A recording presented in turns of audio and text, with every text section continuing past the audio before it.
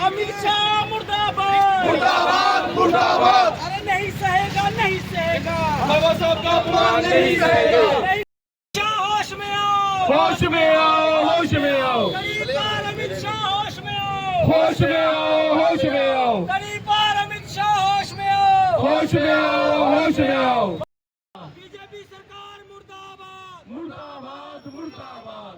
RSS सरकार मुर्दाबाद मुर्दाबाद मुर्दाबाद, आरएसएस की सरकार मुर्दाबाद मुर्दाबाद मुर्दाबाद। सहेंगे नहीं सहेंगे, बाबा साहब का अपमान नहीं सहेंगे। गड़ी पार मुर्दाबाद मुर्दाबाद मुर्दाबाद गृह मंत्री मुर्दाबाद मुर्दाबाद मुर्दाबाद, गड़ी पार। होश में आओ, होश में आओ, होश में आओ, अमित शाह माफी मांगो, माफी मांगो, माफी मांगो, अमित शाह माफी मांगो, माफी मांगो, माफी मांगो, गड़ी पार माफी मांगो। माफी मांगो, माफी बीजेपी सरकार मुर्दाबाद, बीजेपी सरकार मुर्दाबाद, आरएसएस मुर्दाबाद। जी बताएंगे कि आज जो आपने प्रोटेस्ट कर रहे हो, किस बात के लिए प्रोटेस्ट कर रहे हो? जय भीम, जय भारत। मैं प्रदीप अम्बेडकरी, प्रेसिडेंट अम्बेडकर सेना मूल निवासी। आज अम्बेडकर सेना मूल निवासी की तरफ से कठुआ के शहीदी चौक में एक प्रोटेस्ट रखा गया, जो आपने अभी अभी देखा होगा, जिसको गृह मंत्री कहते हैं वो अमित शाह, जिसको पहले तड़ी पार किया हुआ था। उसने विधानसभा के अंदर, उधर संसद के अंदर उसने बाबा साहब डॉक्टर अंबेडकर को अपमानित करने का काम किया। अंबेडकर अंबेडकर अंबेडकर कहकर उसने संबोधित किया और उसने कहा कि अंबेडकर अंबेडकर रटने की बजाय अगर आप भगवान का नाम रटो तो आपको 7 जन्मों तक के लिए स्वर्ग मिल जाएगा।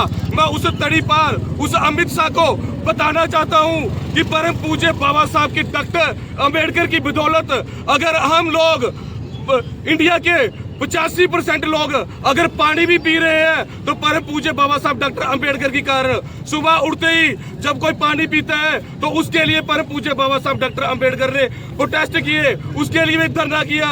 हमें पानी पीने का अधिकार तक नहीं था।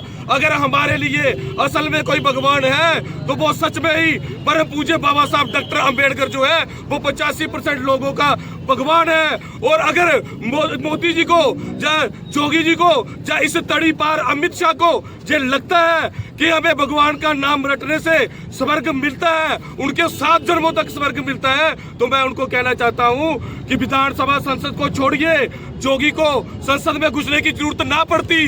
जोगी मंदिर में बैठा हुआ था, लेकिन उसको पता है कि मंदिर में भगवान नहीं है। अगर हक हकूक मिलते हैं तो वो संसद में मिलते हैं, इसलिए वो मंदिरों को छोड़कर संसद में बैठे हुए हैं। लेकिन हमारे लिए अगर पूजनीय है तो वो परम पूज्य बाबा साहब डॉक्टर अंबेडकर जी पूजनीय है। हम उनका अपमान हरगिज भी नहीं सहेंगे। हम इस तड़ी पार से अमित शाह से आपके माध्यम से अपील करते हैं कि जल्दी से जल्दी जो है उसको चेतावनी देते हैं। हम उनसे अपील नहीं करेंगे, हम उनको चेतावनी देते हैं कि जल्दी से जल्दी जो है जहां पर आकर वहां पर माफी मांगो, क्योंकि बाबा साहब डॉक्टर अंबेडकर को मानने वालों लाखों करोड़ों लोगों के जो हृदय हैं उनको बहुत ज्यादा ठेस पहुंची है। और आज मैं आपके माध्यम से बताना चाहता हूं कि जैसे ही आज हमने सुबह 11 बजे के करीब जे प्रोटेस्ट के लिए कॉल की, प्रशासन की तरफ से हमें इतने फोन कॉल्स आना स्टार्ट हो गए कि आप जहां पर पुतला मत जलाना, लाइन ऑर्डर जो है वो कंट्रोल में नहीं होगा। मैं आपके माध्यम से प्रशासन से भी पूछना चाहता हूं, हमने उनको कोऑपरेट किया है, सिर्फ इसलिए कोऑपरेट किया है कि कठुआ का माहौल जो है वो खराब ना हो। और मैं कठुआ का माहौल खराब के कारण नहीं, अगर आपके माध्यम से बता दूं, क्योंकि पिछले कल परसों ही जो हमारे कठुआ में इंसिडेंट हुआ है, 6 लोगों की डेथ हो गई है कि परिवार की, उसको देखते हुए जो हमने अग्रेसिव नहीं होने का जो फैसला लिया। लेकिन प्रशासन को भी हम चेतावनी भी देना चाहते हैं और आपके माध्यम से उनको भी बताना भी चाहते हैं कि आपको अंबेडकर सेना मूल निवासी से आखिर दिक्कत क्या है। क्योंकि जब अंबेडकर सेना मूल निवासी जो इंसाफ पसंद लोग हैं, इंसाफ पसंद लोग सड़कों पर आकर प्रोटेस्ट करते हैं, तो तब जो कहते हैं कि आप पुतला नहीं जला सकते।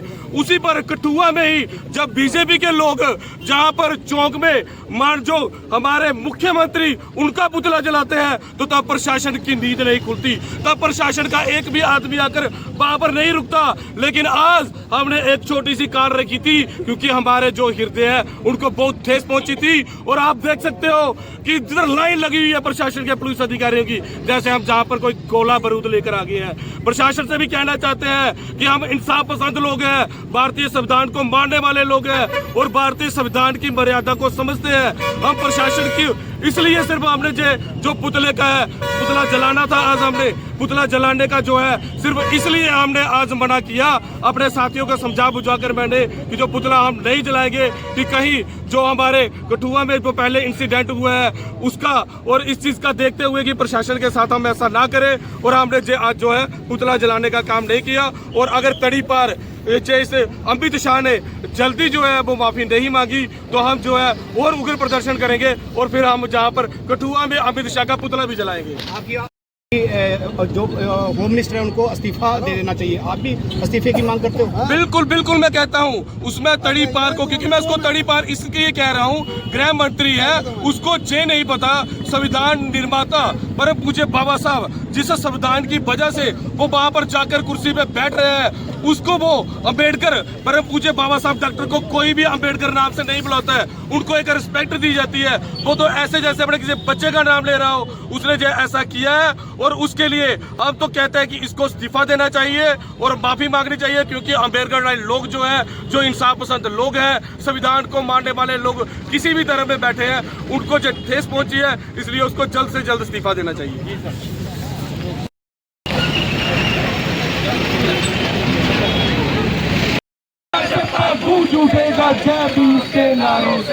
के विचारिक बुद्धि जो है, उसकी मानसिकता है, वो सामने आई कि कोई ऐसे नहीं निकले शब्द, आदमी के अंदर शब्द ऐसे निकलते हैं जब उसको पढ़ पढ़ कर आदमी पक्का हो जाता है कि 47 से ही जब हमारी संविधान सभा बनी थी और डॉक्टर अम्बेडकर राव भीम जो हमारे हेड बनाए गए थे उस कॉन्स्टिट्यूशन सभा के, उसी दिन से उनको नफरत थी कि ये आइन हमारे हक का नहीं बनेगा, ये आइन एक ऐसे हाथों में बन रहा है जो मनुस्मृति को एक किनारे कर देगा।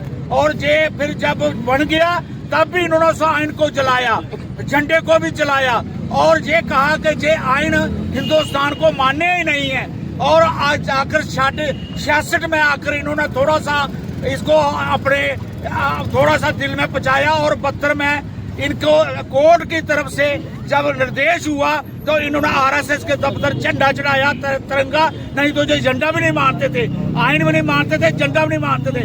ये इनके अंदर मनुस्मृति का जो असर है वो इनको अब दिखाई दे रहा है। जो इस बार की लोकसभा बनी हुई है जिसमें ये 272 का आंकड़ा नहीं पार कर पाए, और वो 240 पर भी सरकार बनाने आए, और कल ही इनका उस वक्त 17 तारीख को इनका पर्दाफाश हो गया जब इन्होंने कानून को वोटिंग करवाई कि एक वन नेशन वन इलेक्शन होनी चाहिए। तो उस पर जब वोटिंग हुई तो उनकी अपनी पार्टी के 20 आदमी वहां से एब्सेंट रहे, और उसमें से जो अपनी सिंपल मेजॉरिटी नहीं दिखा सके, उनको पता चल गया कि अब ना हमारे हाथ में आइन रहा, ना ये लोकसभा रही, ना हिंदुस्तान का प्रशासन रहा।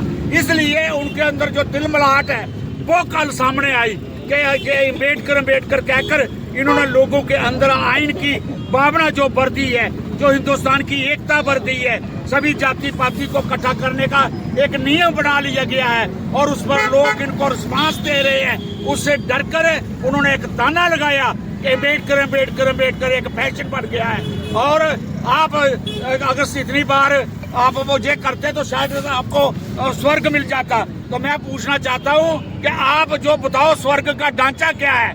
जोगी जी स्वर्ग वाला दरवाजा छोड़कर क्यों पार्लियामेंट में आए?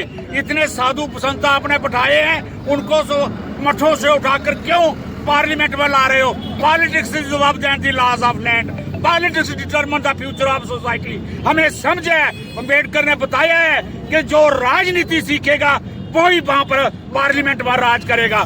और उनको वो खतरा हो रहा है। और आने वाले वक्त में अम्बेडकरवादी जो भी किसी जात के हैं, किसी भी मजहब के हैं, वो सभी अम्बेडकरवादी है जो आइन को मानते हैं, जो आइन को पूछते हैं, जो आइन पर चलते हैं। इसलिए आइन की बेइज्जती कभी बर्दाश्त नहीं की जाएगी और जो हिंदुस्तान में तूफान आएगा और इनको मनुवाद को हारना पड़ेगा।